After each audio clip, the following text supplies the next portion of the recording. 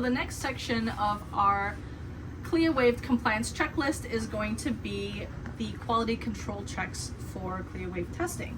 Now, in order to do that, we'll have to have our OA checklist for the week, our lab binder, and actively used test kits. So it's going to be much more efficient or convenient if you do this in the lab area, so you don't have to run back and forth. So the first thing on our list is going to be A1Cs, and the first action item is to do a review of our quality control logs. So when we're doing that, what we want to do is open up to section 3 for that designated test, and for this one it's A1C, so we'll open up to the A1C section of our very great lab binder. So now when we're looking through our lab binder, when we're looking through our OA checklist, hey, since the 6th, has any of these things happened? For example, the last time A1C was performed is the 6th, and I see that here on the log.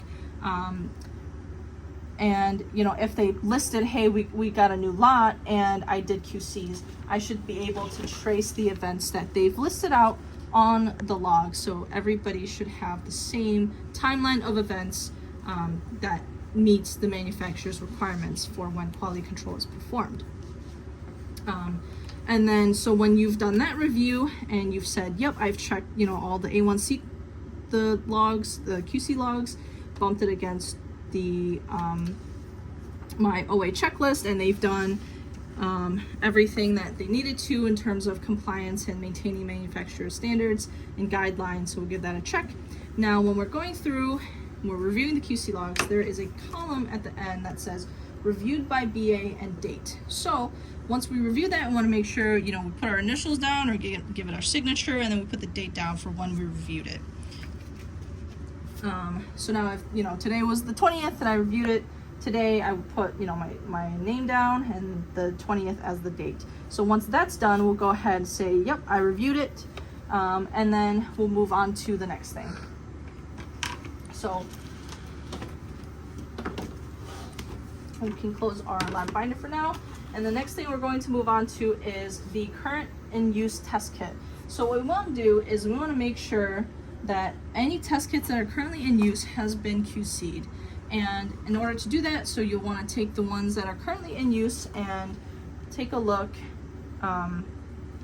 where is my lot number? So what we want to look for is this lot number, 10231176. This kit is actively in use right now, currently in use, so I want to make sure that that has been QC'd. So when we come back to our lab binder, we are looking for that lot number. So now when we're looking, okay, so on March 6th, the lot number 10231176, it was performed, it's good to go. And they've also put it on the box, hey, I gave it a check, it's been QC'd, this is my initial, this is the date that I QC'd it. So everything is consistent. Nobody has any confusion when they're reviewing any documentation or when they're looking at any kits that's currently being used.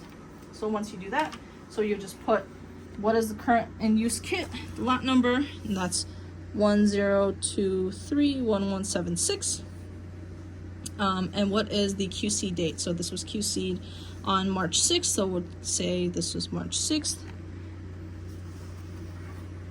And then and as we're reviewing, the next thing is, have we looked at all of the 5 OA daily checklists? Have those been reviewed? So, we are going to use all of these tools in front of us interchangeably. So, as we're reviewing and bumping these things together, making sure that the timeline is correct, it's all congruent, consistent.